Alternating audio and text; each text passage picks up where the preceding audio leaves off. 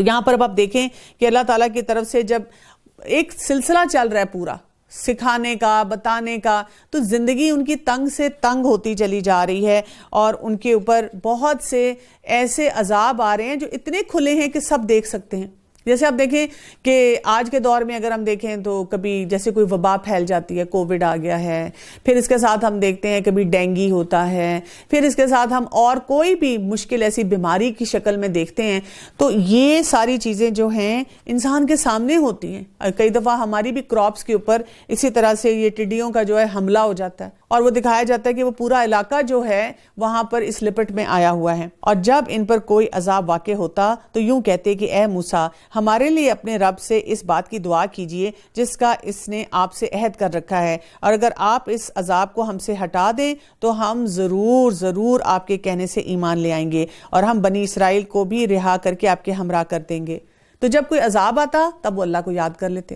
لیکن آپ کو پتہ ہے کہ اس وقت ٹریجڈی یہ ہے کہ ہم ایسی کچھ دور سے گزر رہے ہیں فتنوں کے کہ ہم تو یہ بھی نہیں کرتے۔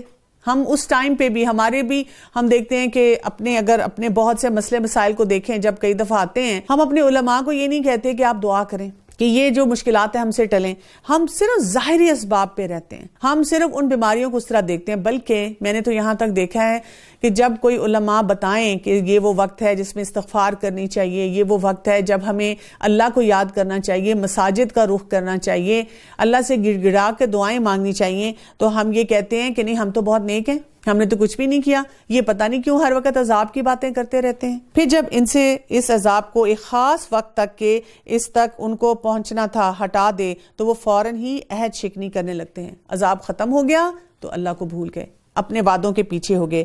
پھر ہم نے ان سے بدلہ لیا، یعنی کہ ان کو دریا میں غرق کر دیا، اس سبب سے کہ وہ ہماری آیتوں کو جھٹلاتے تھے اور ان سے بالکل ہی بے توجہی کرتے تھے، اور ہم نے ان لوگوں کو جو کہ بالکل کمزور شمار کیے جاتے تھے اس سرزمین کے مشرق و مغرب کا مالک بنا دیا جس میں ہم نے برکت رکھی تھی، اور آپ کے رب کا نیک وعدہ بنی اسرائیل کے حق میں ان کے صبر کی وجہ سے پورا ہو گیا۔ تو اب آپ دیکھیں کہ یہاں پر آؤٹ کم کیا ہو رہا ہے، کون ڈوبا؟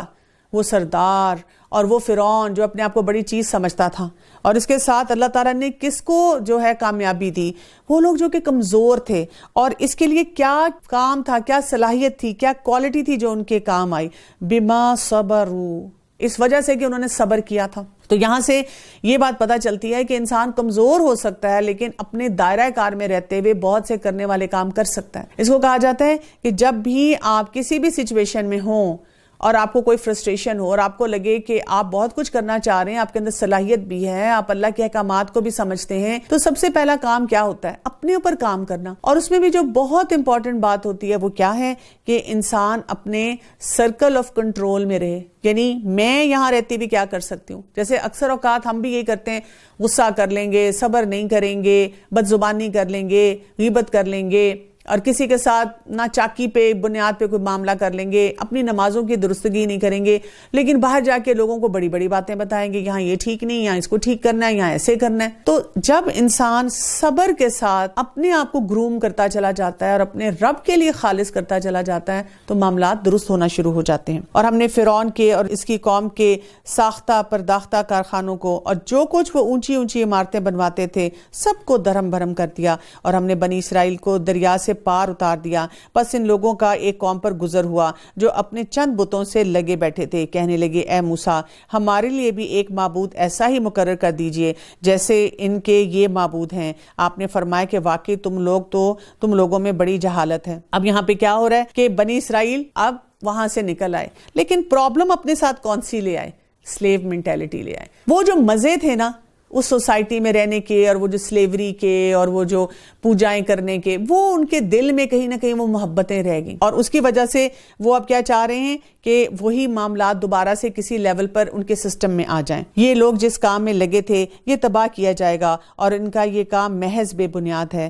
فرمایا کیا اللہ کے سوا اور کسی کو تمہارا معبود تجویز کر دوں، حالانکہ اس نے تم کو تمام جہان والوں پر فوقیت دی ہے۔ اور وہ وقت بھی یاد کرو جب ہم نے تم کو فرعون سے بچا لیا جو تم کو بڑی سخت تکلیفیں پہنچاتے تھے، تمہارے بیٹوں کو قتل کر ڈالتے تھے اور تمہاری عورتوں کو زندہ چھوڑ دیتے تھے، اور اس میں تمہارے پروردگار کی طرف سے بڑی آزمائش تھی۔ یعنی جب یہ کہا گیا نا کہ وہ وقت یاد کرو، آپ کو پتہ ہے نا کہ فرعون جو ڈوبا تھا ان کی آنکھوں کے سامنے ہوا تھا۔ ایک وہ بات ہوتا ہے یا کوئی سٹوری یا کوئی قصہ یا معاملہ جو آپ کو کوئی تھرڈ پارٹی سناتی ہے، کوئی مڈل مین بتاتا ہے کہ آپ کو پتہ ہے ایسے ہوا تھا، وہ سن کے بھی انسان کا دل دہل جاتا ہے۔ لیکن ایک وہ ایسا کوئی کرائسس ہو جو آپ کی آنکھوں کے سامنے ہوا، آپ اس کو کبھی بھولتے نہیں ہیں اور اس کے اثرات بھی آپ کے ساتھ زیادہ دیر رہتے ہیں۔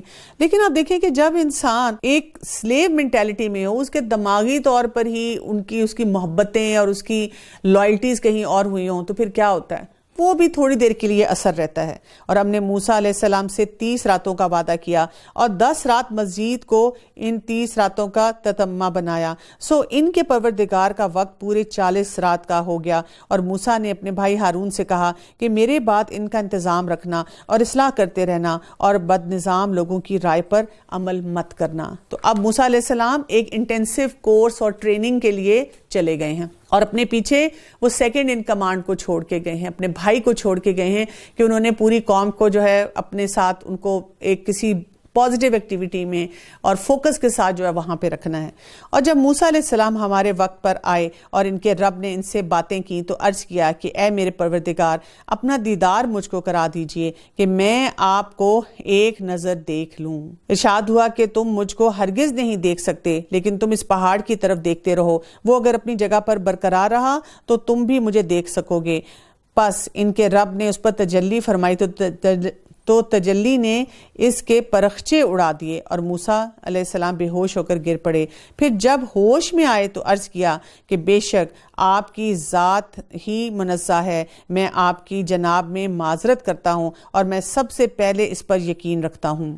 یعنی آپ دیکھیں کہ انہوں نے اللہ سبحانہ تعالیٰ سے تجلی کے لیے کہا تھا۔ یہ تجلی کا جو لفظ آتا ہے یہ ظاہر ہونے سے، روشن ہونے سے آتا ہے، اور یہ کیونکہ باب تفاعل ہے اس کا مطلب ہوتا ہے کسی چیز کا خود سے روشن ہو جانا۔ تو وہاں پر جب انہوں نے اللہ تعالیٰ سے یہ فرمائش کی اور وہ بات جس طرح سے معاملہ ہوا یہ ہمیں بتایا جا رہا ہے۔ ارشاد ہوا کہ اے موسیٰ، میں نے پیغمبری اور ہم کلامی سے اور لوگوں پر تم کو امتیاز دیا ہے، تو جو کچھ تم کو میں نے عطا کیا ہے اس کو لو اور شکر ادا کرو۔ وَقُم مِّنَ الشَّاكِرِينَ۔ اور ہم نے چند تختیوں پر ہر قسم کی نصیحت اور ہر چیز کی تفصیل ان کو لکھ کر دے دی، تم ان کو کوشش کے ساتھ عمل میں لاؤ اور اپنی قوم کو حکم کرو کہ ان کے اچھے اچھے احکام پر عمل کریں۔ اب بہت جلد تم لوگوں کو ان بے حکموں کا مقام دکھلاتا ہوں۔ میں ایسے لوگوں کو اپنے احکام سے برگشتہ ہی رکھوں گا جو دنیا میں تکبر کرتے ہیں۔ دیکھیں وہ جو ہم شروع میں پارے بھی ہم نے شروع کیا تھا اس بات سے اب یہاں پر لنک کیا جا رہا ہے، تکبر کی بات کی جا رہی ہے، کیونکہ سرداروں نے تکبر کیا تھا اور اللہ تعالیٰ اب یہاں پہ یہی بات بتا رہے ہیں جس کا ان کو کوئی حق حاصل نہیں، اور اگر تمام نشان دیکھ لیں تب بھی وہ ان پر ایمان نہ لائیں، اور اگر ہدایت کا راستہ دیکھیں تو اس کو اپنا طریقہ نہ بنائیں، اور اگر گمراہی کا راستہ دیکھ لیں تو اس کو اپنا طریقہ بنا لیں۔ یہ اس سبب سے ہے کہ انہوں نے ہماری آیتوں کو جھٹلایا اور اس سے غافل رہے۔ تکبر کی یہاں پر کیا وجہ بتائی جا رہی ہے؟ ذالک بانہم کذبوا بآیاتنا وکانوا عنہا غافلین، کہ وہ غفلت میں رہنے والے لوگ تھے اور وہ اس طرح سے زندگی گزارتے تھے کہ جیسے ان کا دل چاہ رہا ہے۔ یہاں پر ہم نے جو فرعون کے ڈوبنے کی بھی بات پڑھی تو اس کے بارے میں بھی ایک ہمیں حدیث سے پتہ چلتا ہے کہ ابن عباس رضی اللہ عنہ سے روایت ہے کہ جب نبی کریم صلی اللہ علیہ وسلم مدینہ تشریف لائے تو لوگ عاشورہ کا روزہ رکھا کرتے تھے۔ کون سا دن تھا یہ؟ 10 محرم کا، اور اس دن کو ایک عظیم دن قرار دیتے تھے اس لیے کہ یہ وہی دن تھا جب اللہ تعالیٰ نے موسیٰ علیہ السلام کو نجات دی اور فرعون اور اس کے لشکروں کو غرق کر دیا۔ تو نبی کریم صلی اللہ علیہ وسلم نے فرمایا کہ ہم یعنی مسلمان دوسروں کی نسبت موسیٰ علیہ السلام کے زیادہ قریب ہیں، چنانچہ آپ نے یہ روزہ خود بھی رکھا اور دوسروں کو بھی حکم دیا کہ یہ روزہ رکھا جائے۔ عائشہ رضی اللہ عنہا سے مروی ہے کہ پہلے عاشورہ یعنی 10 محرم کا روزہ رکھا جاتا تھا، جب رمضان کی فرضیت نازل ہوئی تو پھر عاشورہ کا روزہ فرض نہ رہا، جو چاہتا رکھ لیتا اور جو نہ چاہتا نہ رکھتا۔ پھر یہاں پہ تکبر کی بھی بات ہوئی تو عبداللہ بن مسعود رضی اللہ عنہ روایت کرتے ہیں کہ آپ صلی اللہ علیہ وسلم نے فرمایا وہ شخص جنت میں داخل نہ ہوگا جس کے دل میں رائی برابر بھی تکبر ہو۔ رائی کا دانہ کبھی دیکھا ہے؟ ذرا کچن میں جائیں، کیبنٹ کھولیں اور اس رائی کے دانوں کے ذرا ہاتھ پہ رکھ کے دیکھیں، محسوس کریں کس لیول کے تکبر کی بات کی جا رہی ہے۔ ایک شخص نے کہا ہر شخص اس بات کو پسند کرتا ہے کہ اس کا کپڑا اچھا ہو، اس کی جوتی اچھی ہو، کیا یہ بھی تکبر ہے؟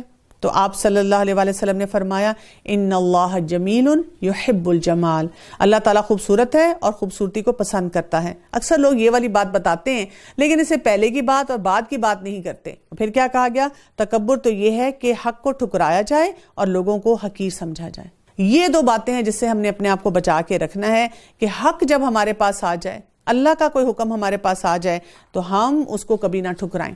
اور اسی طرح سے دوسری بات کیا کی گئی؟ لوگوں کو حقیر نہ جانیں۔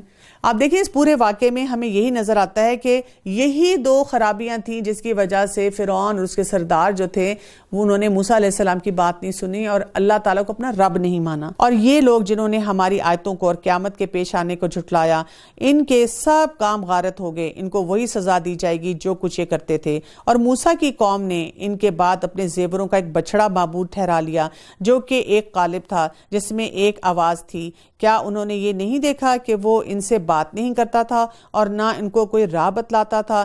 اس کو انہوں نے معبود قرار دیا اور بڑی بے انصافی کا کام کیا۔ اب وہی بات ہے کہ تھوڑی دیر تو وہ خاموش رہے، اب انہوں نے کہا ہم کیا کریں، کچھ تو ایکٹیویٹی ہونی چاہیے۔ جیسے آپ دیکھیں کہ گھر میں انسان فارغ بیٹھا ہوتا ہے تو وہ کیا کہتا ہے؟ وہ کہتا ہے بور ہو رہے ہیں، کیا کریں، چلو پکنک پہ چلتے ہیں، چلو سینما چلتے ہیں، چلو کوئی ایٹ آؤٹ کے لیے چلتے ہیں، چلو کہیں کلب میں چلتے ہیں۔ وہ یہ نہیں کہتا کہ اچھا فارغ ہوں، فرصت کے اوقات ہیں، اللہ کا ذکر کر لیتے ہیں، تلاوت کر لیتے ہیں، اور کسی مشکل میں انسان کوئی کہیں ہے اس کی مدد کر دیتے ہیں، اپنی روحانی جو ایک ایمانی کیفیت ہے اس کو بڑھانے کی کوشش کرتے ہیں۔ وہ ہماری لسٹ میں ہی کہیں نہیں شامل ہوتا۔ اور جب نادم ہوئے اور معلوم ہوا کہ واقعی وہ لوگ گمراہی میں پڑ گئے ہیں تو کہنے لگے کہ اگر ہمارا رب ہم پر رحم نہ کرے اور ہمارا گناہ معاف نہ کرے تو ہم بالکل گئے گزروں میں ہو جائیں گے۔ وہاں پہ کیا کہہ رہے ہیں؟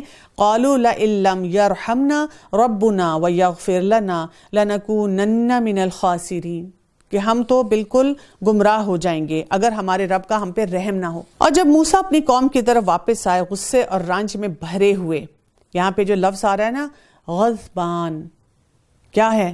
فعلان کے وزن پہ ہے، یعنی مبالغے کا صیغہ ہے۔ آپ امیجن کریں نا کہ اتنے سارے جو واقعات ہوئے اس میں بھی جو موسیٰ علیہ السلام اللہ سبحانہ وتعالیٰ کی طرف سے احکامات لے کر آ رہے ہیں تو ان کی خوشی اور اس کے ساتھ ساتھ وہ آ کے ان کے سامنے جو منظر ہے، تو فرمایا تم نے میرے بعد یہ بڑی نامعقول حرکت کی کہ اپنے رب کے حکم سے پہلے ہی تم نے جلد بازی کر لی اور جلدی سے تختیاں ایک طرف رکھی اور اپنے بھائی کا سر پکڑ کر ان کو اپنی طرف گھسیٹنے لگے۔ ہارون نے کہا اے میری ماں کے بیٹے، ان لوگوں نے مجھ کو بے حقیقت سمجھا اور قریب تھا کہ مجھ کو قتل کر ڈالیں، تو مجھ پر دشمنوں کو مت ہنسوا اور مجھ کو ان ظالموں کے ذیل میں مت شمار کر۔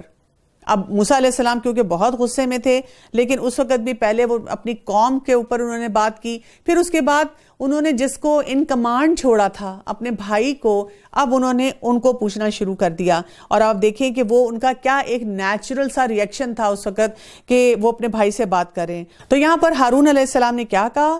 فَلَا تُشْمِتْ بِيَ الْأَعْدَاءَ وَلَا تَجْعَلْنِي مَعَ الْقَوْمِ الظَّالِمِينَ، کہ دشمن کو مجھ پر نہ ہنساؤ۔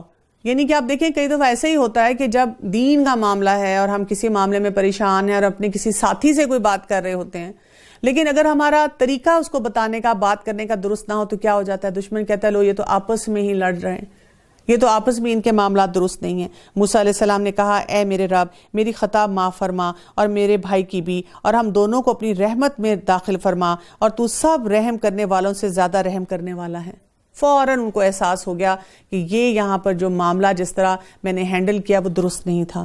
بے شک جن لوگوں نے گوسالہ پرستی کی ہے ان پر بہت جلد ان کے رب کی طرف سے غضب اور ذلت اس دنیا کی زندگی میں ہی پڑے گا، اور ہم افتراء پردازیوں کو ایسی ہی سزا دیا کرتے ہیں۔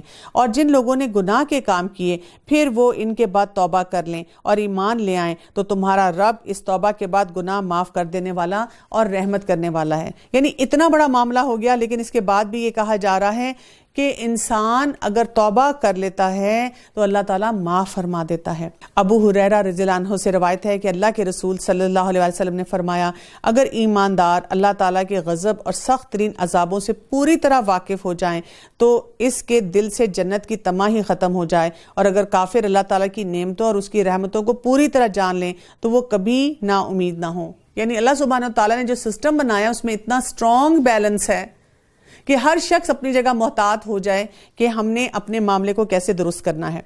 اور جب موسیٰ علیہ السلام کا غصہ ختم ہوا تو ان تختیوں کو اٹھا لیا اور ان کے مضامین میں ان لوگوں کے لیے جو اپنے رب سے ڈرتے تھے ہدایت اور رحمت تھی۔ اور موسیٰ علیہ السلام نے 70 آدمی اپنی قوم میں سے ہمارے وقت معین کے لیے منتخب کیے۔ سو جب ان کو زلزلے نے آ پکڑا، موسیٰ عرض کرنے لگے، اے میرے پروردگار، اگر تجھ کو یہ منظور ہوتا تو اس سے قبل ہی تو ان کو اور مجھ کو ہلاک کر دیتا۔ کیا تو ہم میں سے چند بے وقوفوں کی حرکت پر سب کو ہلاک کر دے گا؟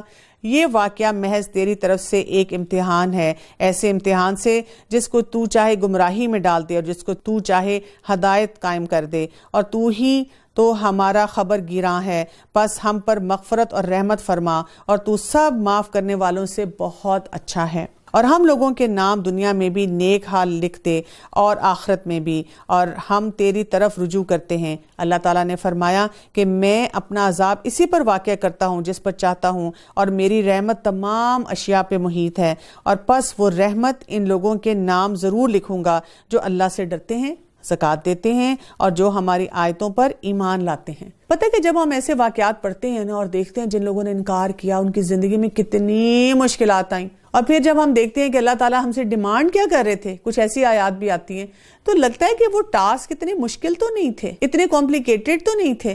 اگر انسان وہ شروع سے ہی کر لے تو آسانی کتنی زیادہ ہو جاتی ہے۔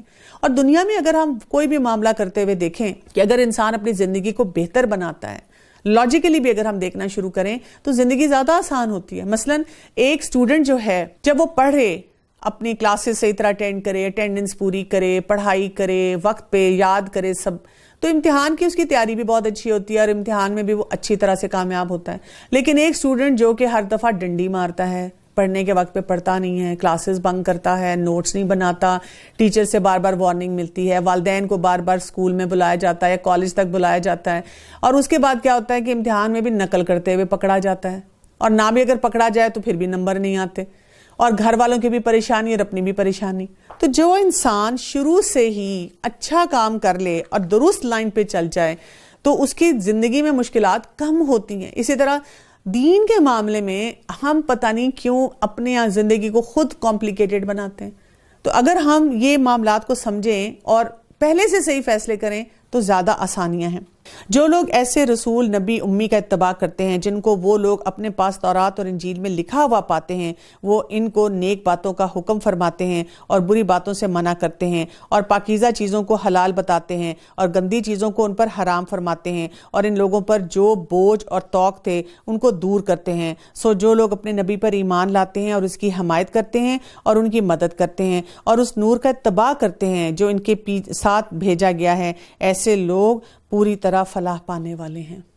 تو کیا بات کی گئی کہ ان سارے معاملات کے بعد جو کچھ بھی وہاں پر ہو رہا تھا، اصل بات جو سمجھنے کی ہے وہ کیا ہے کہ نبی کریم صلی اللہ علیہ وسلم کو جاننا، ماننا اور صحیح کام کرنا۔ ابو موسیٰ الاشعری رضی اللہ عنہ سے روایت ہے کہ آپ صلی اللہ علیہ وسلم نے فرمایا، ہر مسلمان پر صدقہ کرنا ضروری ہے۔ صحابہ نے عرض کیا، یا رسول اللہ صلی اللہ علیہ وسلم، جس کے پاس مال نہ ہو تو وہ کیسے صدقہ کرے؟ آپ نے فرمایا، وہ ہاتھ سے محنت کرے، خود بھی فائدہ اٹھائے اور خیرات بھی کرے۔ تو صحابہ نے عرض کیا، اگر وہ بھی نہ کر سکتا ہو؟ تو فرمایا، اچھی بات پر عمل کرے اور بری بات سے پرہیز کرے، اس لیے کہ یہ بھی صدقہ ہے۔ یعنی صدقہ تو ہمیں کرنا ہی کرنا ہے، ہر حالت میں کرنا ہے۔ اب اس کا کیا راستہ ہو سکتا ہے یہ ہمیں متعین کرنا ہے۔ آپ کہہ دیجئے کہ اے لوگو، میں تم سب کی طرف اس اللہ تعالیٰ کا بھیجا ہوا ہوں جس کی بادشاہی تمام آسمانوں اور زمین میں ہے، اس کے سوا کوئی عبادت کے لائق نہیں، اور وہی زندگی دیتا ہے اور وہی موت دیتا ہے۔ سو اللہ تعالیٰ پر ایمان لاؤ اور اس کے نبی امی پر جو کہ اللہ تعالیٰ اور اس کے احکامات پر ایمان رکھتے ہیں، اور ان کا اتباع کرو تاکہ تم راہ راست پر آ جاؤ۔ تو یہاں پر بھی ایک اہم میسج تمام انسانیت کو دے دیا گیا. قُلْ يَا أَيُّهَا النَّاسِ إِنِّي رَسُولُ اللَّهِ إِلَيْكُمْ جَمِيعًا الَّذِي لَهُ مُلْكُ السَّمَاوَاتِ وَالْأَرْضِ لَا إِلَهَ إِلَّا هُوَ يُحْيِي وَيُمِيتُ فَآمِنُوا بِاللَّهِ وَرَسُولِهِ النَّبِيِّ الْأُمِّيِّ الَّذِي يُؤْمِنُ بِاللَّهِ وَكَلِمَاتِهِ وَاتَّبِعُوهُ لَعَلَّكُمْ تَهْتَدُونَ. تو اس اہمیت کے ساتھ یہاں پر ہم دیکھ رہے ہیں کہ بات ہو رہی ہے کہ رسول اللہ صلی اللہ علیہ وسلم کا درجہ بھی اور ان پر ایمان لانا بھی. رسول اللہ صلی اللہ علیہ وسلم نے فرمایا 3 لوگ ایسے ہیں جنہیں دوہرا اجر ملے گا.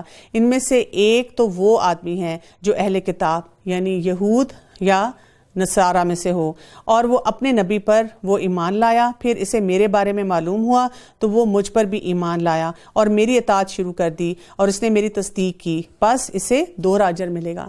کیونکہ آپ دیکھیں کہ جو انسان بچپن سے ایک آئیڈیالوجی کو سنتا ہے اور سمجھتا ہے اس کے لیے کئی دفعہ واقعی بہت مشکل ہوتا ہے کہ ان کانسیپٹس کی اصلاح کرنا.